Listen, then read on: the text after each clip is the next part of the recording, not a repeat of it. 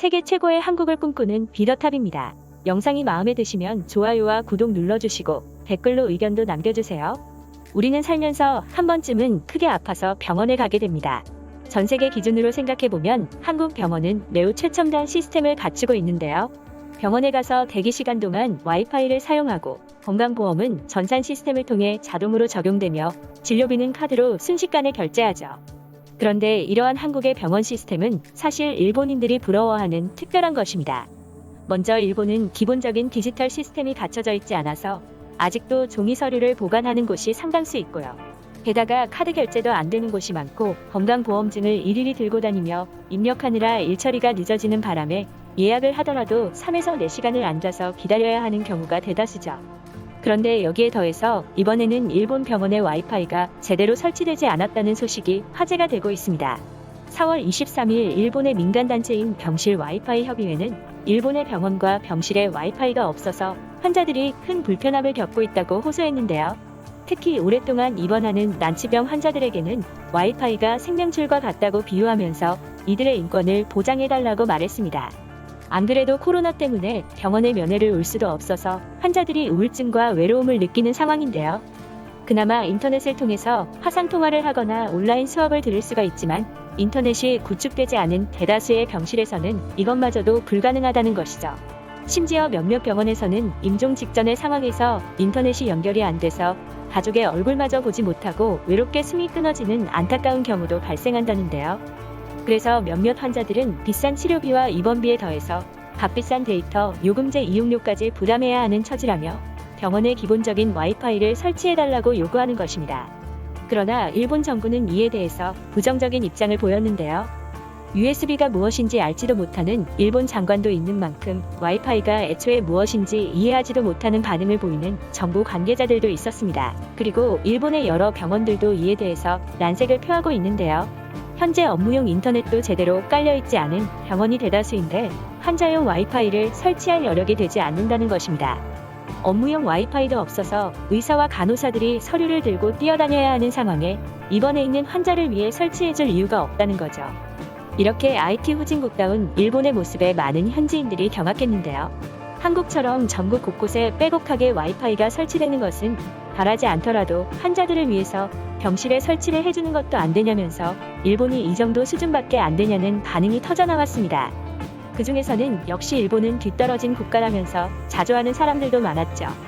그 와중에 몇몇 사람들은 환자들이야 하루 종일 잠이나 자지 왜 스마트폰으로 와이파이를 연결할 생각을 하냐면서 그렇게 심심하면 신문이나 책을 읽으라고 비난하는 모습을 보여주고 있는데요. 좀 더 자세한 일본 네티즌들의 반응을 전해드리겠습니다. 이건 완전 억지야. 물론 한국 병원이 와이파이나 그런 것이 잘 구비되어 있는 건 어느 정도 사실이겠지. 하지만 원래 병원은 치료를 받는 곳이잖아.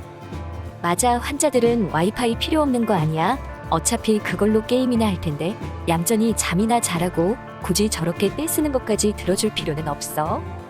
근위 축증 등의 질환을 갖고 있는 환자들은 거의 1년 내내 병원에 입원해 있는 경우도 많다. 그럴 때 와이파이가 안 된다면 심심해서 미쳐버릴지도 몰라. 하루 종일 텔레비전만 멍하니 쳐다보고 있으라는 거야? 애초에 요즘 같은 시대에도 이렇게 뒤처지는 건 일본이 IT 후진국이라는 증거일 뿐이다. 입원했을 때 뿐만이 아니라 검진을 받으러 병원에 가서 대기를 할 때도 와이파이가 없으면 불편하다고. 맞아, 일본은 한국에 비해서 병원 대기 시간이 무지막지하게 길어서 예약을 하더라도 기본적으로 4에서 5시간은 기다려야 하는데 그런 시간 동안 인터넷도 못 하잖아. 그러면 잡지나 신문, 책을 가져가서 읽으면 되지. 인터넷이 안 되더라도 할 수 있는 건 이 세상에 많다고. 정확히는 잘 모르지만 병원에는 각종 정밀기기들이 있어서 전파나 신호를 함부로 전송했다가는 큰일이 날 수도 있다고 들었어. 그러니까 병원에서는 심심해도 참아야지. 그건 중환자실에나 해당되는 얘기라고. 네 말대로라면 전국의 병원에 와이파이가 설치되어 있는 한국에서는 정밀기기들이 와이파이 신호 때문에 다 망가졌겠네.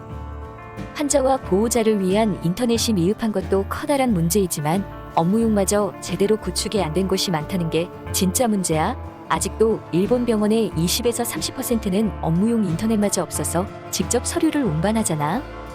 요즘은 코로나 때문에 격리되어서 가족들을 만나지도 못하잖아. 그럴 때 영상통화를 하려면 와이파이는 필요하겠지. 지금이 무슨 2000년대도 아니고? 나는 병원의 사무직인데 경영진에게 와이파이 전면 설치를 건의했지만 단칼에 거부당했다. 일본의 경영진들 중에서는 아직도 인터넷이나 와이파이가 무엇인지 제대로 알지도 못하는 멍청이들이 너무 많아서 문제야. 병원에 그런 것을 설치했다가 해킹을 당하게 되면 보안 문제가 심각할 수가 있다. 병원 같은 중요시설에는 인터넷을 전부 유선으로 연결해서 철저하게 관리해야 해. 한국 병원에는 환자와 보호자가 쓸 수 있는 와이파이가 존재하지만 아직까지 그런 것이 해킹돼서 피해를 입었다는 소식은 들어보지 못했다. 그건 IT 강국인 한국이니까 가능한 거고 일본은 아마도 설치하자마자 악용당할 거야. IT 후진국이니까 관리를 제대로 할 수 있는 사람들도 얼마 없을 거다. 내가 아는 사람은 병원에 인터넷이 연결이 안 돼서 오히려 다행이라고 했었다.